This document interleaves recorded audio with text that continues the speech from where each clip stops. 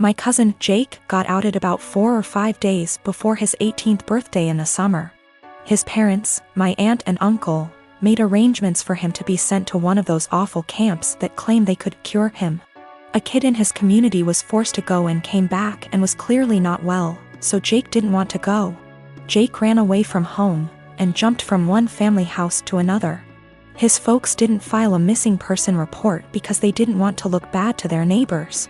They just told them that he went to that camp willingly. He disappeared in the middle of October and turned up in my city a week later. After making sure he was safe to bring home, my wife and I allowed him to stay. He didn't want me to tell the rest of the family for a while, because those people at the camp keep showing up to take him. I made sure to talk to a lawyer, who assured Jake that they cannot take him. 3 days ago, he told his parents he was here. A few hours later, those damn camp people showed up, but they were unable to take him. My family has been blowing up my phone for the last 2 days, angry that I didn't tell someone sooner.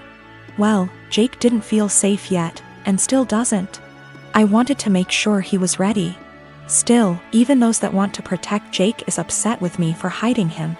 I figured I wasn't the for hiding him from my more narrow-minded family. It was those that really wanted to help Jake that made me feel guilty. They were all scared out of their minds and wanted the peace to know he was okay. I felt bad for not telling them. Though I am sure they wouldn't had turned him in, I felt bad because we were working on keeping him safe. Also, we got a lawyer who got the police on the lookout for those camp people in case they try anything. Jake is not going out alone until we are sure he is safe. We are looking on how to get his paperwork, like his birth certificate, here because no way he trusts his parents to just hand them over. My granny-in-law is talking to some people that could help. My fiancé Ollie and I have been together for 4 years, living together for 2, recently got engaged. Our relationship has been great for the most part. One of the few things we disagree on is animals. I love animals and Ollie feels indifferent towards most animals. To give a little background about me, I've always been an animal lover. Throughout my childhood, my mom hated animals, especially dogs. My mom never let us have any pets, and she used to tell us that once we were adults we could have whatever animals we wanted.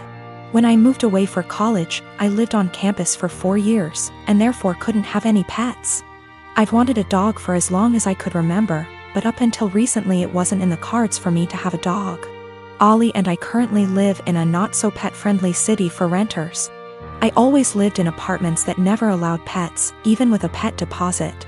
When Ollie and I met, I told her about wanting to get a dog someday. Ollie told me that she doesn't like a lot of dogs, but would be open to the right dog. This was in the very beginning of us meeting. I basically made it really clear that I will own a dog one day. Throughout our relationship, I would occasionally bring up wanting a dog. Ollie would remind me that our apartment doesn't allow for pets, which was true. Ollie and I agreed that once we moved into a place that allowed for pets, we would look into getting a dog. About 2 months ago, Ollie and I moved into a house just outside of the city we work in. The house is a good size for the 2 of us, plus extra. The landlord is pet-friendly, and the house has a huge, fenced-in yard. It's a much more residential area, and there's a dog park about 3 blocks from the house. On top of the house being perfect for a dog, I'm in a financial place where I can afford a dog. I make very good money and I don't have to travel for work. I'm mentally prepared for potential pet fees and other expenses for having people watch the dog. Since we're finally settled in the house, I decided to mention to Ollie again about going to the shelter and looking at the adoptable dogs. Only this time, Ollie didn't have an excuse for why we couldn't get one. After a few weak excuses, sometimes we go away, Ollie broke down and told me that she doesn't want a dog. In fact, she's never wanted a dog. She was hoping I would forget about my dreams of wanting a dog. I'm not sure what to do. I'm trying to reason with Ollie, but she said her answer will always be no to a dog. She just doesn't like them and doesn't want them. She basically gave me an ultimatum, either her or my potential dog. I'm feeling shitty about this, because I always made it clear to her that I was going to want a dog someday. I feel like she was banking on something unrealistic, and now she's putting me in a lousy spot. I am a bridesmaid for one of my closest friends, Jackie. I've been so excited to help. I was in charge of the bridal shower, the games, decorations, menu. I left the guest list to Jackie's sister. Due to religious reasons, I wear a headscarf. I love and am proud of it. In the group chat with other bridesmaids, I was talking about how excited I am to attend a girls-only event. I recently dyed my hair and wanted to show it off. I even paid extra to ask for a girls-only staff that day. As guests arrive, I realize that one of them is Tori. I know Tori as a family friend of Jackie's, but the few times I met her, it was before her transition to female. I was aware of it but unaware she was coming to the shower.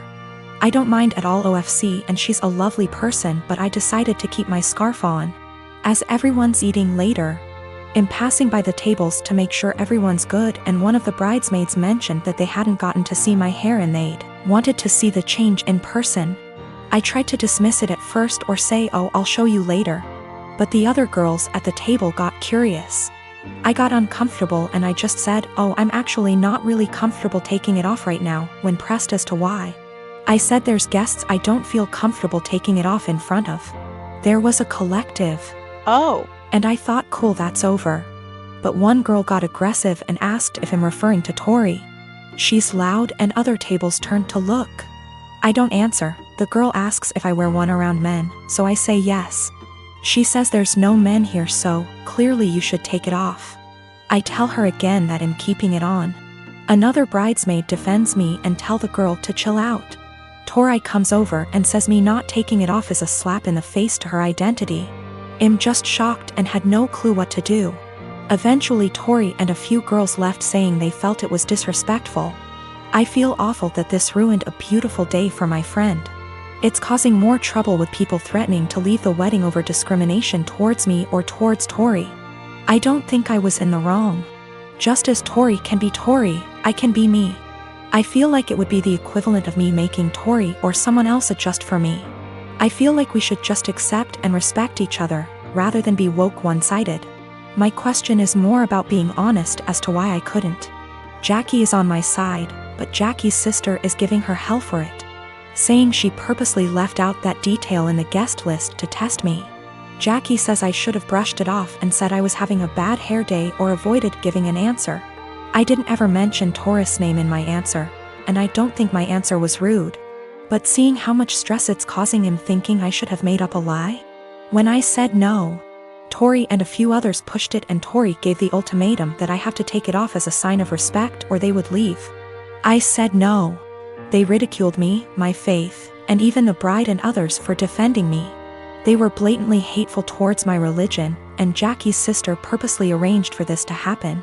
For the religious standpoint, I am not aware of where she is in transitioning or what her sexual preferences are.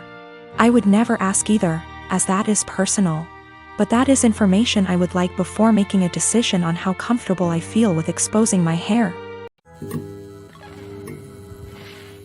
It all began after the first month we started dating, and I don't know why I didn't end things right then and there. While I was taming a shower, he looked through all of the photos on my laptop and yelled at me cause I still had photos of me and my ex. I didn't even remember, cause I don't look at those photos, and I guess I was too lazy to delete them. Also, I don't use that laptop so often since it's slow. So, yeah. I wasn't being sentimental. I've always been a nosy person, and I admit I stalked his wall, his exes, even his parents, but it was all public info.